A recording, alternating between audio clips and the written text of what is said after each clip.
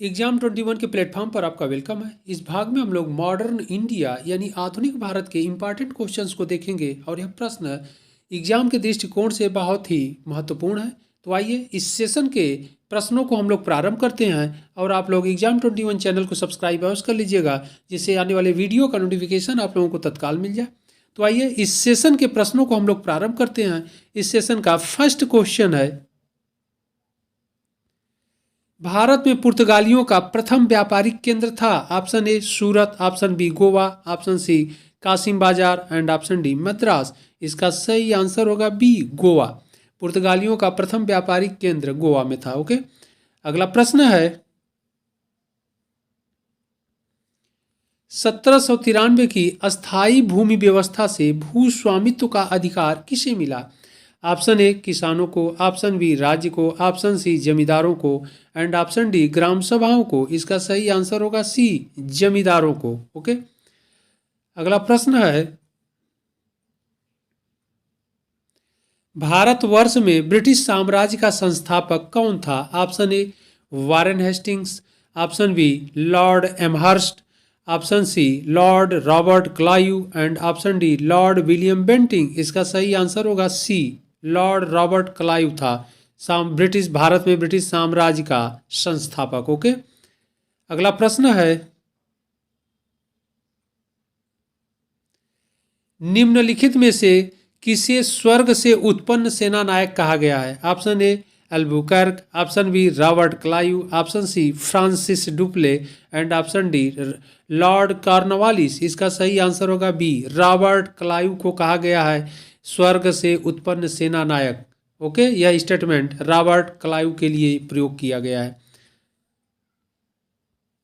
अगला प्रश्न है, अंग्रेजी भारतीय सेना में चर्बी वाले कारतूस से चलने वाली एनफील्ड राइफल कब शामिल की गई। ऑप्शन ए नवंबर 1856, ऑप्शन बी दिसंबर 1856, ऑप्शन सी जनवरी 1857 एंड ऑप्शन डी फरवरी 1857। इसका सही आंसर होगा बी दिसंबर 1856। ओके, और यह क्वेश्चन बहुत इंपॉर्टेंट है। क्योंकि चर्बी वाले कारतूस से ही 1857 का तात्कालिक विद्रोह का कारण बना। ओके, क्योंकि न्यू एनफील्ड जो राइफल आई थी, जो इसमें कारतूस का प्रयोग किया जाता था, इस कारतूस के मुख पर जो कैप यानी टोपी लगा था, उसमें गाय और सुअर की चर्बी का प्रयोग किया गया था। और जब इस बात की जानकारी भारतीय सैनिकों को हुई तो भारतीय सैनिकों में असंतोष व्याप्त हो गया, इसलिए कि भारतीय सेना में हिंदू और मुस्लिम जो सिपाही थे यानी सैनिक थे, वे लोग इन गाय के पशुओं का महत्व हिंदू धर्म में था और सुअर के पशु का से इस्लाम धर्म का जो धर्म पर कुठाराघात हो रहा था, इसलिए इन दोनों सैनिकों ने इस चर्बी युक्त कारतूस का प्रयोग करने से इनकार कर दिया और तात्कालिक विद्रोह का एक कारण बन गया। ओके, तो इसलिए इम्पॉर्टेंट है और इसका प्रयोग कब दिया गया, दिसंबर में दिया गया। अगला प्रश्न है, सुरेंद्र नाथ बनर्जी को किस वर्ष भारतीय सिविल सर्विसेज से हटाया गया। इंपॉर्टेंट क्वेश्चन है। Option A 1874, option B 1877, option C 1885 and option D 1892। Okay, इसका सही आंसर होगा ये 1874 में सुरेंद्र नाथ बनर्जी यानी एस.एन. बनर्जी को भारतीय सिविल सेवा से हटा दिया गया और उस समय इसे ICS कहा जाता था। Okay, ICS Indian civil service कहा जाता था। वर्तमान में अब यह IAS हो गया है, इंडियन एडमिनिस्ट्रेटिव सर्विस। ओके, अगला प्रश्न है, टीपू सुल्तान कहाँ मारा गया था। इंपॉर्टेंट क्वेश्चन है। ऑप्शन ए हैदराबाद में, ऑप्शन बी श्रीरंगपट्टनम में, ऑप्शन सी सूरत में एंड ऑप्शन डी मद्रास में। इसका सही आंसर होगा बी श्रीरंगपट्टनम में। ओके, अगला प्रश्न है, इनमें से कौन सा कथन सही नहीं है। ऑप्शन ए एनी बेसेंट थियोसोफिस्ट थी, ऑप्शन बी थियोसोफिकल सोसाइटी का अंतर्राष्ट्रीय मुख्यालय मद्रास में था, ऑप्शन सी स्वामी दयानंद सरस्वती ने आर्य समाज की स्थापना की, ऑप्शन डी कह रहा है महात्मा गांधी का जन्म गांधीनगर में हुआ। तो यहाँ पर पहला ऑप्शन ए कह रहा है कि एनी बेसेंट थियोसोफिस्ट थी, यह सही है। ओके, और हमें निकालना है इस प्रश्न से कि इसमें से कौन सा कथन सही नहीं है यानी कौन सा कथन गलत है। तो ए सही है, एनी बेसेंट थियोसोफिस्ट थी। ऑप्शन बी कह रहा है थियोसोफिकल सोसाइटी का अंतर्राष्ट्रीय मुख्यालय मद्रास में था, यह भी सही है। ओके, ऑप्शन सी है स्वामी दयानंद सरस्वती ने आर्य समाज की स्थापना की, यह भी सही है।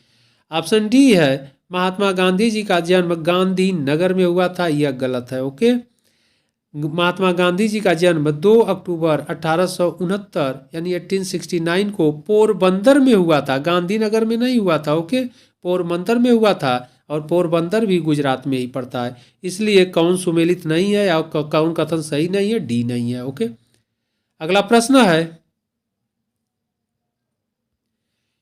निम्नलिखित में से कौन भारतीय राष्ट्रीय कांग्रेस का अध्यक्ष कभी नहीं चुना जा सका। इंपॉर्टेंट क्वेश्चन है।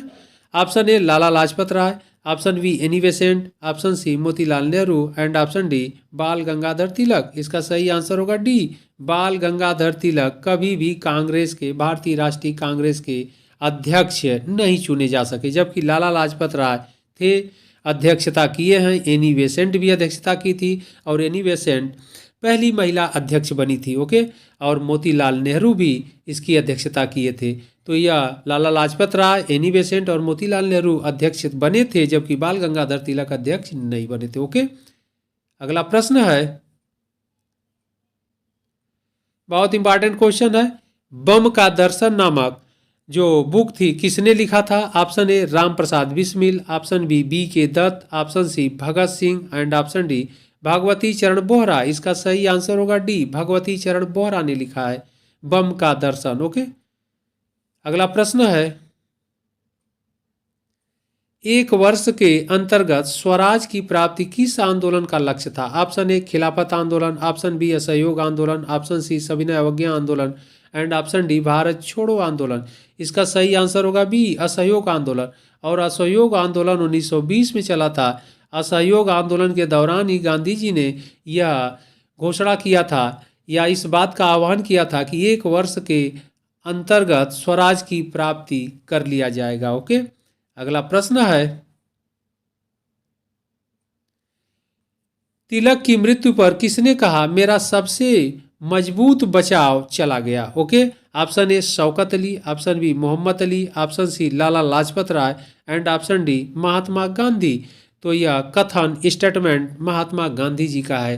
तिलक की मृत्यु पर यह कथन उन्होंने कहा था कि मेरा सबसे मजबूत बचाव चला गया। ओके, अगला प्रश्न है, यह एक डूबते हुए बैंक पर अग्रिम तिथि का चेक है। क्रिप्स प्रस्ताव के संदर्भ में यह किसका कथन था। Okay, option A Abdul Kalam Azad, option B Jawaharlal Nehru, option C M A Jinnah and option D M K Gandhi. इसका सही आंसर होगा D, M K Gandhi ji का यह स्टेटमेंट है कि यह एक डूबते हुए बैंक पर अग्रिम तिथि का चेक है। ओके, क्रिप्स प्रस्ताव के संदर्भ में उन्होंने यह कथन कहा था। और क्रिप्स मिशन भारत कब आया था या क्रिप्स प्रस्ताव कब आया था, 1942 में। ओके, तो क्रिप्स मिशन को यह उन्होंने यह कथन कहा, यह एक डूबते हुए बैंक पर अग्रिम तिथि का चेक है। इंग्लिश में इसे कहा जाता है post dated cheque. Okay, important question है, बार बार एग्जाम में आपसे पूछा जाता है। अगला प्रश्न है,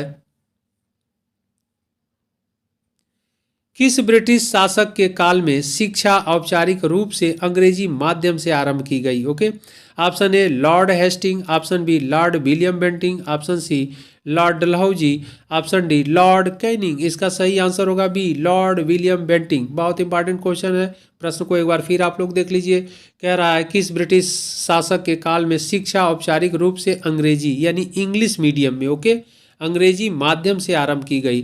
तो इसका सही आंसर होगा लॉर्ड विलियम बेंटिंग। ओके, अगला प्रश्न है,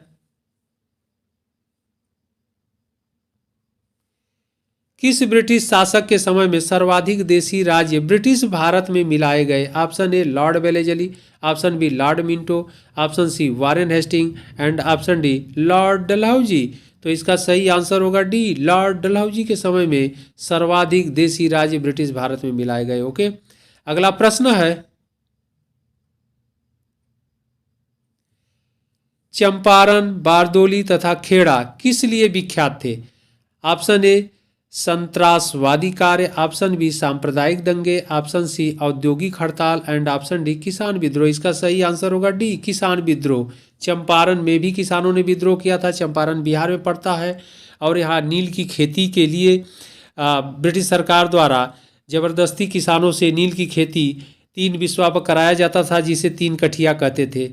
3/20 भाग पर नील की खेती करना अनिवार्य कर दिया था। और बारदोली भी किसानों का ही विद्रोह था, यानी लगान वृद्धि के कारण। खेड़ा में भी किसान विद्रोह था लगान वृद्धि के कारण। तो यहाँ पर चंपारण वर्तमान में बिहार में पड़ता है, जबकि बारदोली और खेड़ा गुजरात राज्य में स्थित है। ओके, तो बहुत इंपॉर्टेंट है। बारदोली, चंपारण और खेड़ा किसान विद्रोह हुए थे। अगला प्रश्न है, बहराम जी मालाबारी कौन थे? इंपॉर्टेंट क्वेश्चन है। बहराम जी मालाबारी कौन थे? ऑप्शन ए एक राजनैतिक नेता, ऑप्शन बी एक प्रख्यात लेखक, ऑप्शन सी एक कुशल प्रशासक, ऑप्शन डी एक समाज सुधारक। इसका सही आंसर होगा डी, एक समाज सुधारक थे। ओके, अगला प्रश्न है, जब कैबिनेट मिशन योजना घोषित की गई तब वायसराय कौन था? Option A Irwin, option B Linlithgow, option C Wavell and option D Mountbatten. इसका सही आंसर होगा बेबल। उस समय कैबिनेट मिशन 1946 में आया था। 1946 में कैबिनेट मिशन योजना घोषित की गई थी। उस समय जो भारत के वायसराय थे लॉर्ड बेबल थे, क्योंकि इनका कार्यकाल 1942 यानी 1943 से 1947 तक था। ओके, और कैबिनेट मिशन योजना 1946 में आई थी। तो इसका सही आंसर होगा बेबल। ओके, अगला प्रश्न है,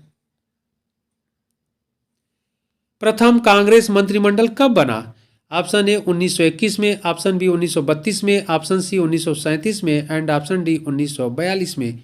इसका सही आंसर होगा सी, 1937 में प्रथम कांग्रेस मंत्रिमंडल बना था। ओके, तो यह इंपॉर्टेंट क्वेश्चन है। इस सेशन के इंपॉर्टेंट क्वेश्चन थे। आप लोग इन प्रश्नों को अच्छे से देखिएगा। फिर हम लोग महत्वपूर्ण प्रश्नों के साथ मिलते हैं अगले भाग में। तब तक के लिए धन्यवाद।